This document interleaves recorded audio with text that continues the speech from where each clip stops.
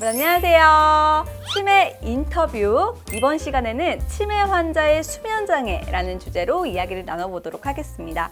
오늘 또 무기딘 단장님께서 정말 귀한 게스트를 모셨다고 들었어요. 네. 제가 너무 기대하고 왔는데 단장님께서 직접 소개 한번 부탁드릴게요. 안녕하세요. 치매 환자분들이 겪는 많은 어려움들이 있는데요. 그 중에서도 수면장애가 참 힘들 것 같습니다. 치매 환자분뿐만이 아니라 가족들도 상당히 함께 어려움을 겪는 고통 중에 하나인데요. 오늘은 이 수면장애 분야의 최고 권위자이신 서울대학교 의과대학 신경과 정기영 교수님을 소개시켜 드리겠습니다. 교수님 반갑습니다. 네, 안녕하세요. 이렇게 초대해 주셔서 감사드립니다. 네, 반갑습니다. 또 저희 귀한 분을 모신 만큼 저희 치매 극복 TV의 구독자분들께도 한번 이렇게 인사 반갑게 또 해주시면은 좋을 것 같아요. 자, 저희 구독자분들께 오랜만에 뵈니까 너무 반갑습니다. 반갑습니다. 안녕하세요. 자, 우리 교수님께서 바쁜 시간 내주셔서 너무 감사드리는데요. 우리 앞서 단장님께서 말씀해 주신 것처럼 치매 환자들에게 수면 장애 잘 나타나는지, 그리고 잘 나타난다면 그 이유가 무엇인지 정말 궁금합니다. 거의 노인 환자의 30에서 한 50% 정도가 수면 장애를 호소하고 있고요. 나이가 들수록 수면 장애가 더 많습니다. 하물며 이제 치매가 되면 그 수면 장애가 가속화되고요.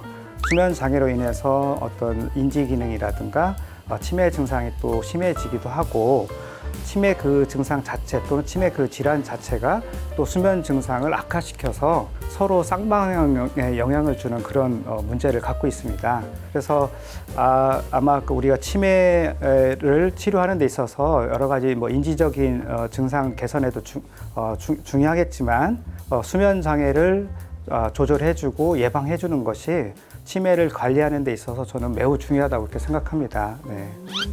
그렇군요.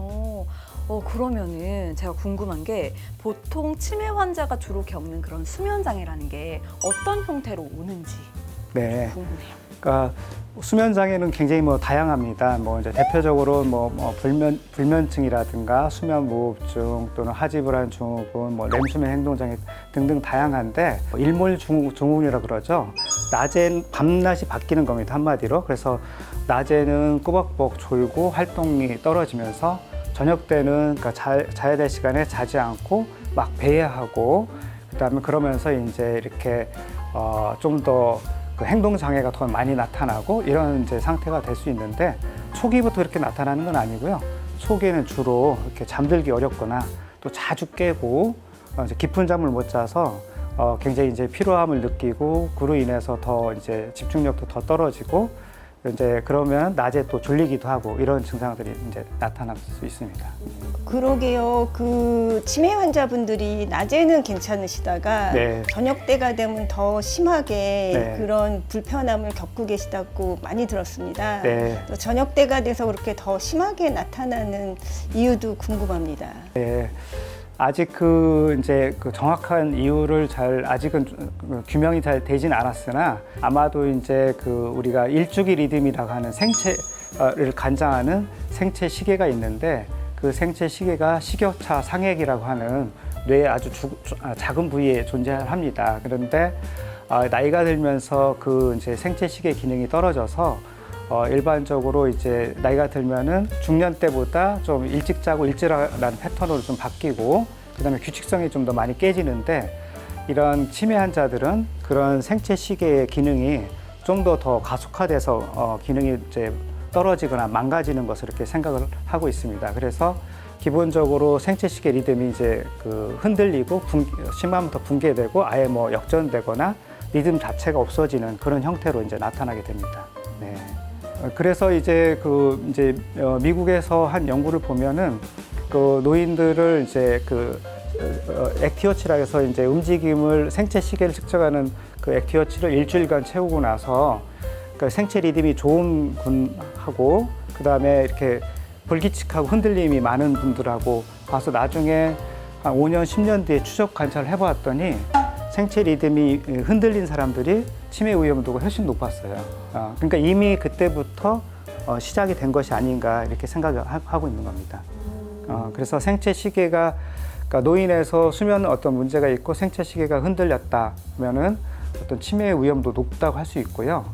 치매 환자에서 어떤 이런 일몰 증후군과 같은 이런 수면 문제 또는 생체 시계의 불규칙성이 이제 나타나면 치매가 또 가속화될 수 있다 이렇게 볼 수 있겠습니다. 네. 아유, 치매 환자의 경우는 다른 그런 증상들로도 상당히 힘든데 네. 이런 일몰 증후군까지 겪으시면 네. 환자도 힘들고 네. 가족분들도 네. 너무 힘들 것 같습니다. 네, 맞습니다. 그 한 연구에 의하면 그 요양원으로 보내는 가장 큰 이유 중에 하나가 이제 수면 문제로 밤에 막 잠지 않고 계속 이제 돌아다니고 가족들을 이제 못 자게 괴롭히는 거죠. 결국은 견딜 수 없어서 이제 오히려 인지가 떨어지는 것보다 수면 문제로 인해서 요양원에 가게 되는 경우가 상당히 많다고 이렇게 합니다. 또 교수님께서 생체 리듬에 대해서도 또 말씀을 해주셨잖아요. 그런 것처럼 이 치매 환자들의 수면 장애를 줄이기 위해서 좀 하면 좋은 습관들이나 운동들 이런 것들이 좀 있을까요? 사실 치매가 생기기 전부터 나이가 들면서 이제 이런 수면 장애나 생체 시계의 불규칙성이 증가할 수 있는 취약성이 증가하게 됩니다. 이건 나이가 먹으면서 어쩔 수 없이. 그래서 더욱더 더 열심히 그러니까 규칙적인 생활을 유지하도록 해야지 되는데 그래서 제일 중요한 게 우리가 이제 규칙적인 생활을 수면 습관을 가지라 하면은 자는 시간을 일정하게 하려고 합니다. 그런데 일어나는 시간을 일정하게 하는 게 더 중요합니다. 그러니까 오늘 일 때문에 늦게 잤다. 그러니까 난 늦게 일어나야 돼. 그러면은 그게 이제 잘못되면은 고착이 될 수가 있거든요. 그래서 일어나는 시간을 항상 일정하게 하면 이제 늦게 잔 날도 일정한 시간에 일어나게 되면 그날은 적게 잤으니까 낮에 이제 수면 압력이 올라갑니다. 그러니까 잠에 대한 욕구가 증가해서 그날 저녁에는 이제 그 다른 날보다 좀 일찍 자거나 아니면 제 시간에 자는데 훨씬 더 깊이 잠들 수가 있고요. 그다음에 이러한 우리가 일정한 수면 주기를 유지하는 게 주중에만 주로 신경을 많이 쓰는데 주말에도 일정하게 유지하는 게 중요합니다. 그래서 첫째로 일정한 시간에 일어나야 되는 거. 두 번째로는 아침에 햇빛을 보는 게 매우 중요합니다. 그 이유는 생체 시계는 이제 원래 그 24시간 주기가 돼야 되는데 보통 24시간보다 약간 더 깁니다. 보통 24.2시간 뭐 이 정도 얘기하는데 그래서 하루에 12분 내지는 한 뭐 길게는 30분 정도씩 자꾸 뒤로 밀릴 수가 있거든요. 그 생체 시계를 항상 24시간으로 리셋을 시켜주는 역할을 하는 게 빛인데 가장 강력한 빛이 햇빛입니다. 그래서 그리고 그 타이밍이 중요한데 그 생체 시계의 그 이제 위상 반응 곡선을 보면은 아침 일어나자마자 1시간 이내에 쬐는 햇빛이 가장 중요하거든요. 그래서 아침에 일어나서 할 수 있으면 산책해서 햇빛을 보는 게 제일 좋고요. 만약 어제처럼 뭐 비도 오고 뭐 해가 안 뜨는 날 이런 날은 이제 실내의 조명을 굉장히 밝게 하거나 또는 태양광을 모사한 그런 조명들이 있습니다. 그러니까 파란색 파장이 많이 들어있는 그런 조명들을 밝게 해주는 것이 이제 도움이 되고요. 마지막으로 이제 세 번째는 이 생체 시계를 강하게 해주는 것이 이제 햇빛뿐만 아니라 운동입니다. 그래서 육체적인 활동량을 낮에 열심히 해주면 우리가 생체 시계에 그 리듬이 있는데 이 진폭이 커집니다. 그러니까 많이 움직일수록 저녁에 확 떨어지기 때문에 잠이 확 들 수가 있는 거죠. 근데 이제 운동을 뭐 이제 하라고 하는데 이제 막 저녁 때 이렇게 또 세게 하시는 분들도 있고 하는데 저녁에 이제 예를 들어서 자기 한 서너 시간 전에 하면은 오히려 이제 막 이 교감신경이 계속 올라가고 뇌가 계속 흥분돼 있는 상태이기 때문에 더 안 좋고요. 이제 원래 생체 시계적으로는 이제 격렬한 운동은 오후 시간대가 제일 좋습니다. 2시에서 5시 정도가 좋고 아침에는 가볍게 이제 산책하면서 햇빛 보고 이제 그거를 이제 하루 이틀 해서 되는 게 아니라 매일 꾸준하게 하면은 그냥 매일 쳇바퀴 돌듯이 하면은 자연스럽게 생체 리듬이 안정화되고 강화됩니다.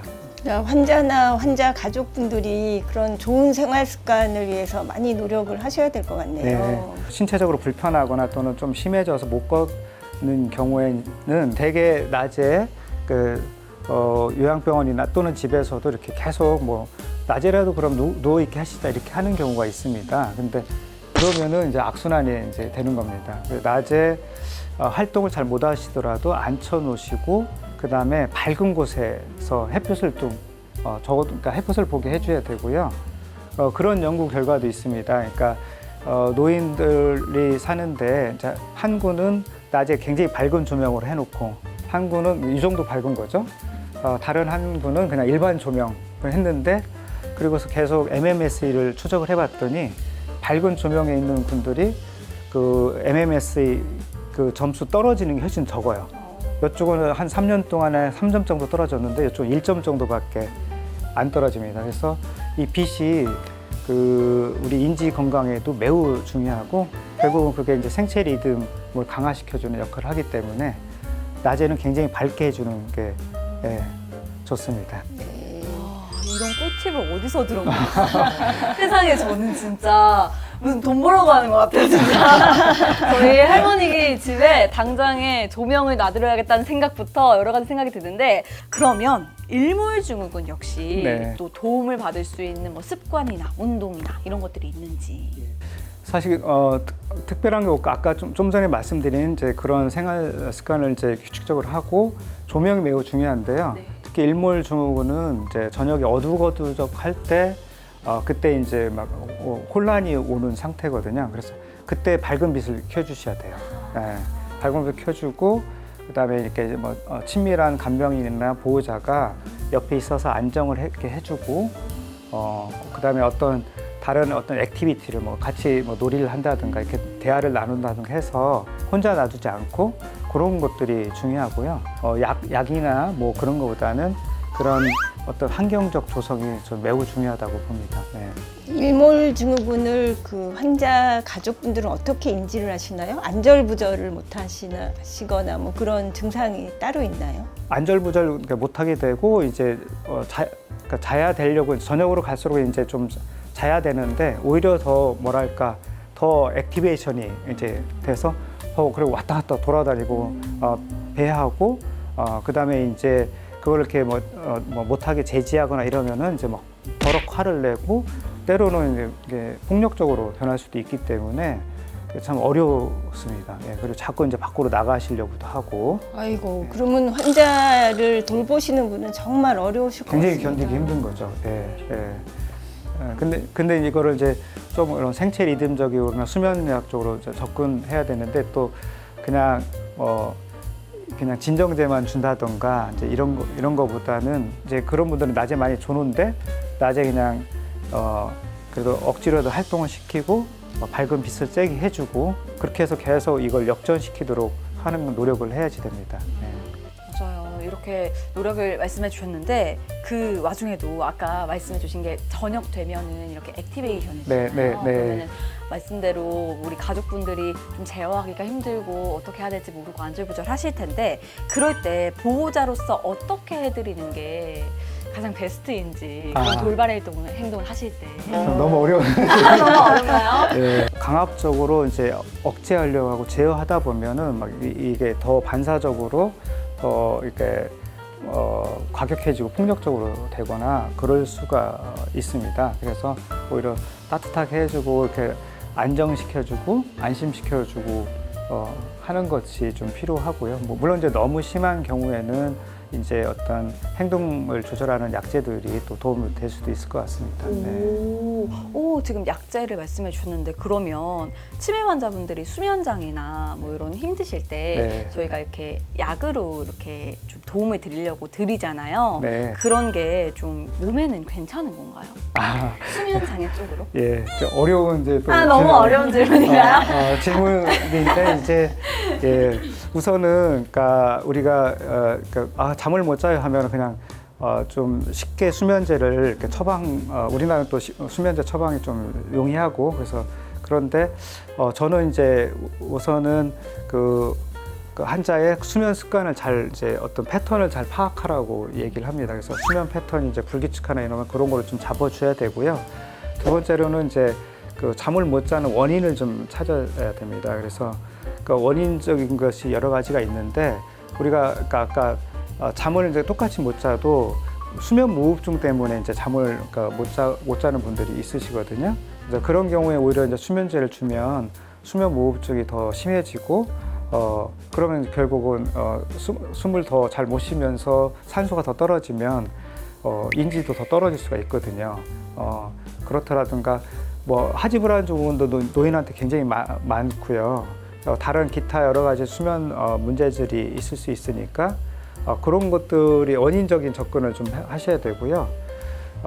이제 마지막으로 그런 뭐 수면 무호흡증도 없고 다른 문제도 없는데 잠을 못 자고 그러니까 행동 교정으로도 어려울 때는 이제 수면제를 뭐 제한적으로 이제 써볼 수는 있는데 이제 상당히 이제 조심해서 잘 관찰하면서 쓰는 게 좋겠습니다. 55세가 넘어가면은 우리 생체 리듬을 관장하는 멜라토닌 호르몬이 급격하게 떨어집니다. 예, 특히 이제 치매 환자분들은 그게 훨씬 더 떨어지는 것이 이미 그 연구 결과도 많이 나와 있고요. 그래서 우선적으로는 저는 아마 멜라토닌을 먼저 만약에 이제 필요하다면 써보는 것을 추천을 하고요. 다른 수면제 같은 거는 조금 이제 조심스럽게 접근하고 수면 환경이나 습관 그리고 원인을 찾아야 된다. 요게 저는 중요하다고 봅니다. 네. 원인을 알고 정확히. 네. 네. 저는 이제 어떻게 보면 최후의 수단으로 써야지 되고 그 전에 약 아닌 다른 것들로 이제 해볼 수 있는 게 꽤 있습니다. 네, 네. 저희 할머님도 지금 치매가 조금 있으셔가지고 네. 저녁에 잠을 못 주무셔가지고 계속 수면제를 드시고 계시거든요. 네. 그거보다 또 다른 노력이 있다고 하니까 저희가 그거부터 해볼 걸 그런 생각이 드네요. 적어도 그러니까 이제 그러니까 치매의 초기에서는 그렇게 이제 뭐 일몰증후군이 심하게 나오는 것도 아니고 그런데 그냥 이제 사실 그냥 잠 못 자요 이렇게 하시는 분들이 많거든요. 그런데 이제 바로 수면제를 먹기 시작하면 그 수면 문제를 해결을 못 해요. 그냥 그 상태가 가속화되고 그냥 고착이 되는 거죠. 왜냐하면 이제 수면제를 먹다 끊으면 다시 훨씬 못 자기 때문에 예. 그래서 적어도 초기에는 그런 아까 수면 환경이라든가 습관을 이렇게 잘 개선시키고 교정하는 것만으로도 수면 문제를 상당히 호전시키고 예방할 수 있기 때문에 이렇게 수면 전문가하고 같이 처음부터 초기부터 같이 보면서 해야 이제 환자분들한테 더 좋은 도움을 줄 수 있지 않을까 생각되고 이게 어느 정도 이제 선을 넘어가면 사실 이제 왜냐하면 그 인지가 많이 떨어진 상태에서는 뭐 행동 교정이나 이런 습관 이런 것들이 통하지가 않거든요. 그렇잖아요. 뭐 이해도 못 하시고 아무것도 안 되기 때문에 그래서 초기, 중기 넘어가기 전에 그때 당시가 사실 중요하고 그때가 뭐라고 말씀드릴까요? 골든 타임? 그때에 잘 잡아주시면 좀 더 인지적으로도 더 훨씬 더 잘 관리가 될 수 있고 그다음에 수면 문제도 좀 더 쉽게 치료할 수 있지 않나 이렇게 생각이 됩니다. 네. 아주 그 노인이 되면서 첫 번째 해야 될 일들이 수면 패턴을 네네. 잘 정립하는 네, 게 흔들어지지 중요할 것 같네요. 그 많은 이제 그냥 치매 환자분이 아닌 이제 일반 노인한테서 이제 잠 못 잔다고 이렇게 딱 이제 오시는데 우리나라는 이제 손주가 생기면 애를 봐주고 밤에 같이 자니까 깐난애기 때부터 데리고 잔 거예요. 워낙에 잠에 문제가 전혀 없었던 분이신데 애를 데리고 애 스케줄에 맞춰서 하고 중간에 자꾸 깨서 뭐 기저귀 갈아주고 젖 먹이고 그 다음부터 자기가 이제 수면 문제가 생겼어요. 지금은 이제 애도 잘 자고 애가 스케줄이 뭐 10시면 딱 자서 아침에 7시에 일어나는데 본인은 정작 이제 그때 깨진 리듬이 이제 회복이 안 되는 거거든요. 그 다음에 이제 외국 여행 같은 데 가서 이제 시차가 생기잖아요. 근데 이제 예전 같지 않고 저도 점점 예전 같지 않습니다.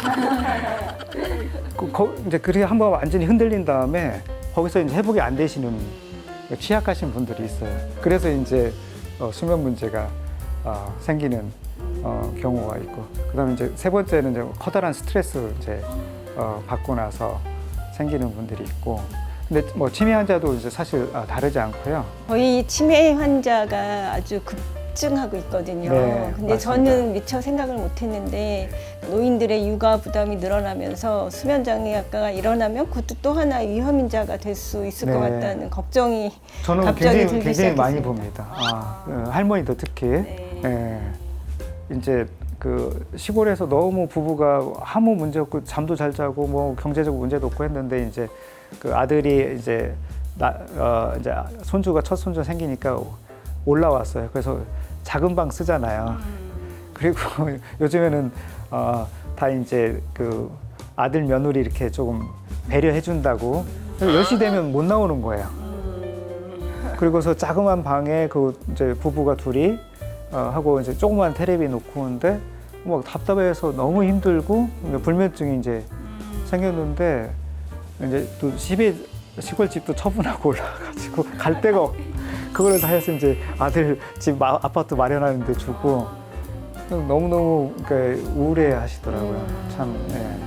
안타까운 예, 경우들이 노인들도 노인 많네요. 삶이 있고 네. 그런데 또 우리나라 또 육아 또 문제 있고 참 사회적으로 좀 그렇습니다. 네.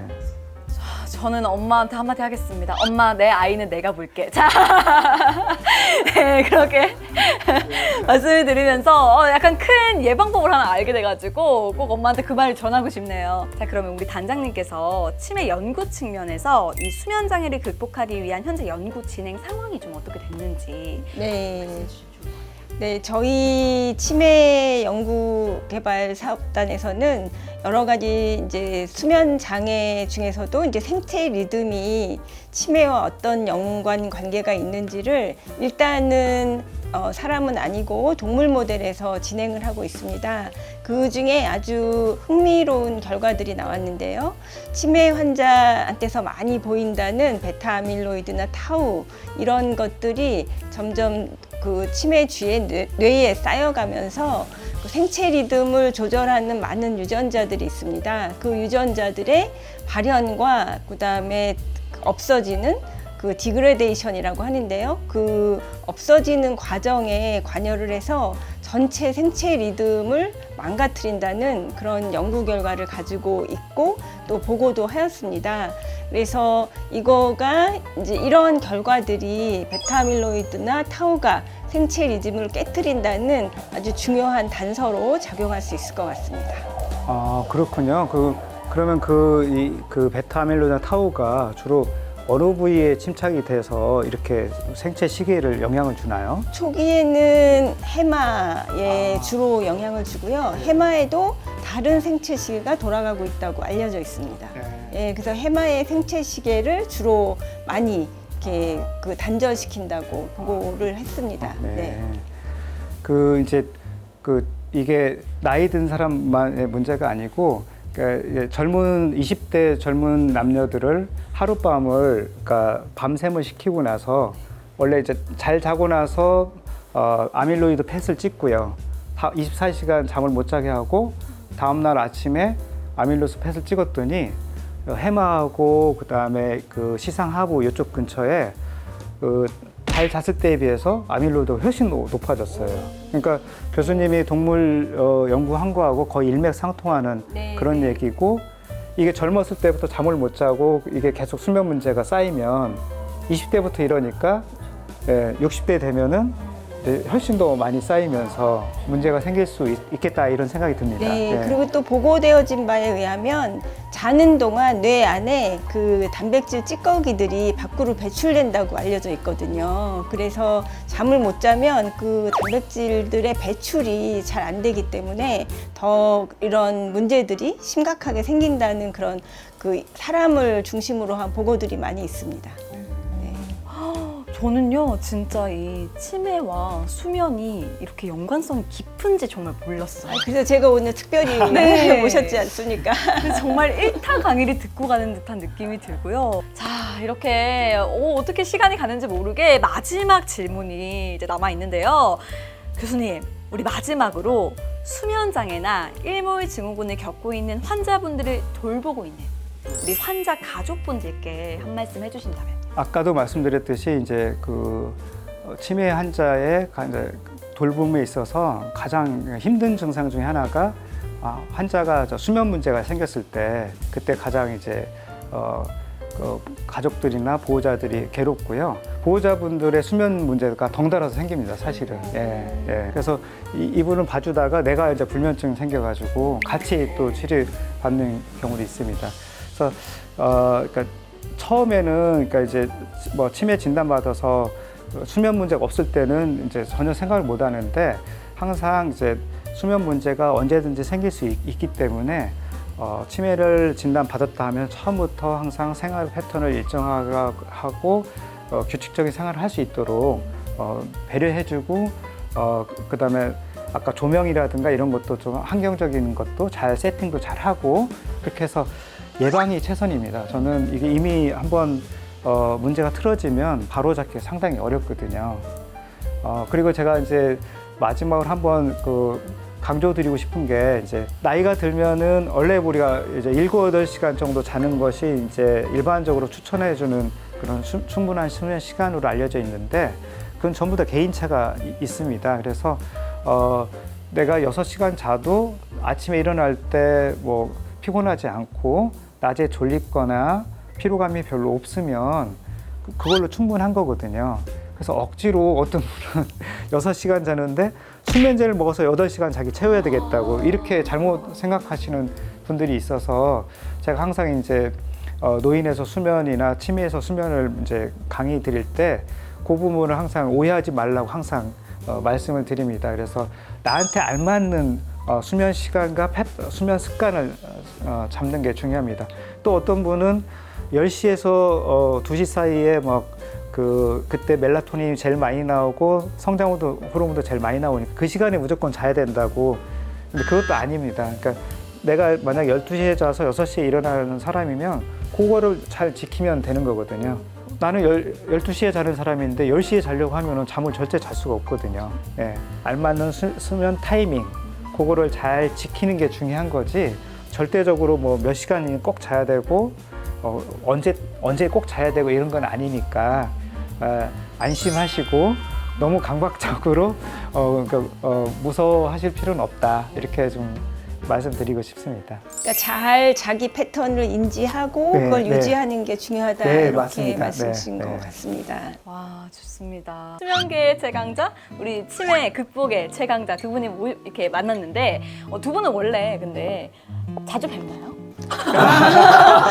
마음은 자주 뵙는 것 같고요. 네, 가끔씩 뵙고 있습니다. 네. 아니 모두가 너무 잘 맞으셔가지고 근데 자주 뵀으면 좋겠어요. 왠지 두 분이 자주 뵙게 되면은 그 지식들이나 이런 연구들이 더 활발해지지 않을까 생각이 들면서 그리고요. 네. 최근에 잠의 힘이라는 책을 내셨어요. 그래서 한 권 주셔갖고 저 열심히 봤는데 너무 재밌고요. 도움이 많이 될 것 같습니다. 저도 당장 서점으로 달려가겠습니다. 네.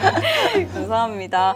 네, 오늘 이렇게 서울대학교 병원 신경과 정기영 교수님 모시고 좋은 말씀 들어봤는데요. 정말 귀한 시간 내주셔서 너무 감사드립니다. 왠지 오늘 만나 뵈가지고 제가 잠을 되게 잘 잘 것 같은 느낌이에요. 만나 뵙기만 해도.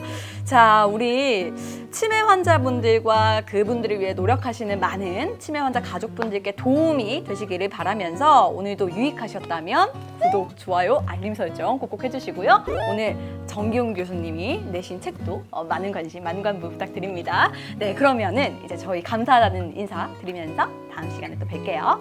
감사합니다. 네, 예, 감사합니다. 감사합니다.